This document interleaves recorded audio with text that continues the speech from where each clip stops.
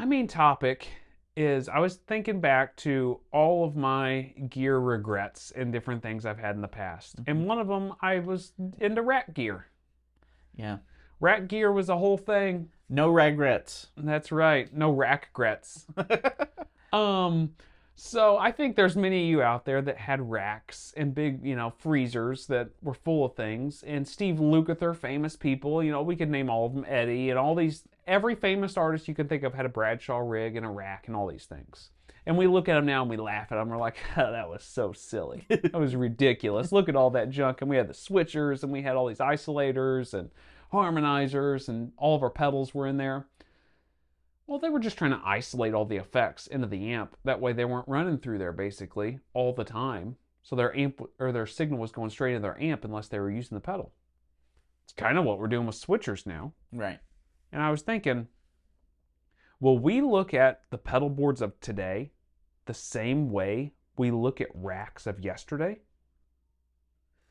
These pedal boards that look like you can control a spaceship with it. Mm-hmm. Humongous. It's got a foot controller that literally controls the spaceship of all these different things. It does MIDI switching, which, surprise, it comes from racks originally, Mm-hmm. and can turn on or off pedals. And you've got all these expression pedals that are relating to other pedals. You've got pedals under two layers. One layer you can't even see because Right. it's underneath there. It's hiding, yeah. It's basically a rack. And the pedals are just at your feet rather than being in the rack away Yeah, but from you. man, it looks cooler, doesn't it? I don't know that it does. I don't know that it does. I mean, I've went down the road of excess with pedals many times before and had a giant pedal board full of stuff. But I just wonder, will we look at some of these boards and think, man, I didn't, this is silly. Like, I didn't need all this. I think we're getting at a time where like modelers are getting so good. It's starting to change the market because there are so many effects in these modelers. Like for instance, the HX series. I mean, you can literally plug into the board and then you have all these effects at your disposal. So why would you need, that's the coin term is why do you need a tube amp? Why do you need these pedals? And you could plug that just into your amp and use it just for effects anyway. Could. You don't You even could. have to just plug straight into the board. You could. But I think it really depends on how the market goes because I think there always will be pedal companies. Right? Oh, There's so many pedals out there. There always will be pedals. That being said, I do think there's going to be highs and lows with this modeling. I think that the modeling might get so good where it takes out some of that market. Yeah, I wasn't even necessarily talking about modeling though. I'm also talking about like single effects pedals. No, I get that. Yeah. What I'm saying is the modeling, the software might take away from the pedal market. Maybe. Do you know what I mean? Yeah. So that might dictate whether we think it's excessive or not, like the rack gear. I kind of think we've hit the peak of the modelers taking away from single effects units and standard pedals. I think we've hit the peak of that. I disagree. I think that the people that were going to switch to quad cortex and to fractal and helix and to all these, there's a million of them out there. I can't even name them all. Right. But the people that were going to... Shoot, Fender's getting in the game. Fender Tone Master. Yeah. And the people that were going to switch to that stuff, I think probably have switched at this point. I disagree. I think most of them have. Well, we're just going to disagree on that. But I think most of them have switched over. So the people that are going to use single effects pedals and amps are probably always going to use single effects pedals and amps from here on out. Now, the younger players coming up, that's a whole nother story and a whole nother bag of worms that I don't even really want to get into because some of those won't ever own an amp, which is mind-blowing to me, that they will be guitar players their entire life and everything and probably never own an amp. But that's not the people, generally, I don't think, that we're speaking to and that we're hanging out here with on our channel. I think most of the people we're hanging out here with, yeah, some of them are using modelers. We've heard from them. But I think a lot of them are in the same boat as us that enjoy a lot of these single effects pedals, that enjoy different amplifiers and different setups. To me, I kind of...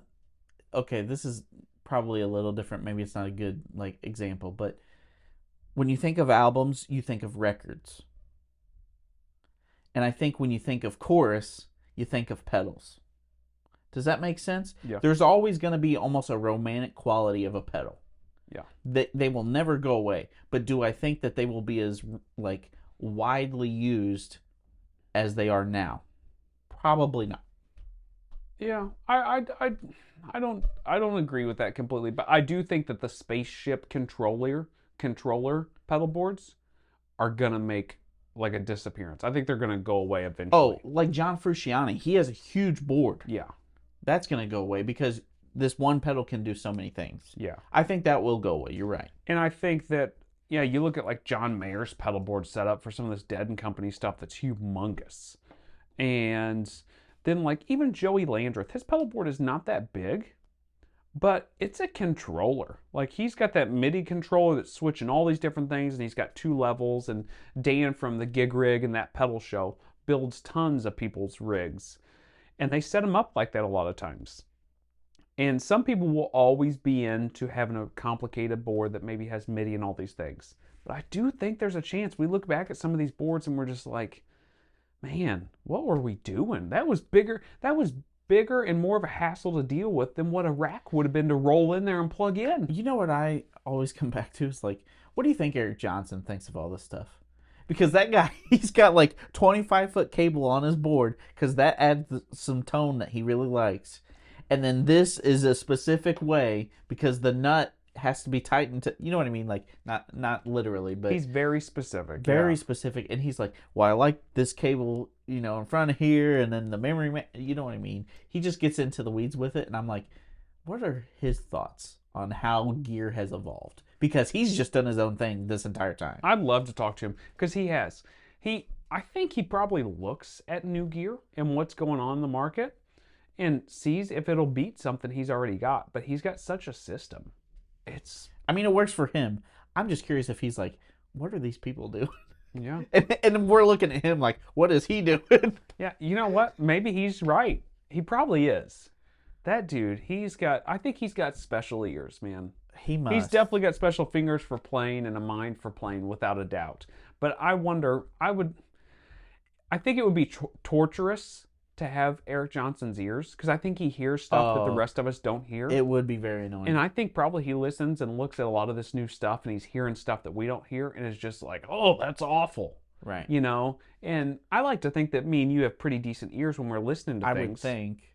Because it feels like I catch some things that some people don't occasionally and things. And we've done it for so long that I think that we probably have enough experience where we can catch some things.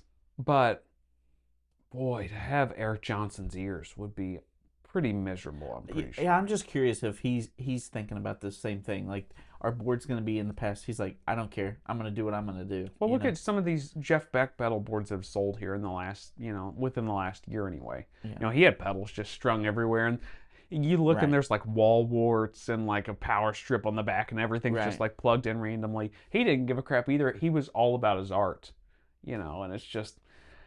I was thinking about that, and I think there's part of these pedal boards that are going to go away, like the racks did, and we're going to laugh at them. Be like, we overdid it. Especially, too, you look at some of these pedals, like, Brian Wampler come out with the Catacombs. He's got the Terraform and things. He's replacing a lot of pedals with He's replacing 3 pedals with 1 pedal that's got multiple presets and things. Right. And, yeah, you can add MIDI switchers to it, and you can add more presets and do different things like that. But I do think that there's a point where you hit diminishing returns on that, and the pedal board has gotten too big and too complicated, and that we will look back and be like, it was the same thing we were doing with rack gear. Like, it's silly. Right. So, what do you guys think about that? Do you guys agree with this? Well, we look back on some of these pedal boards and think, man, that's just as bad as the racks we used to have. We'll see you guys next week. See ya.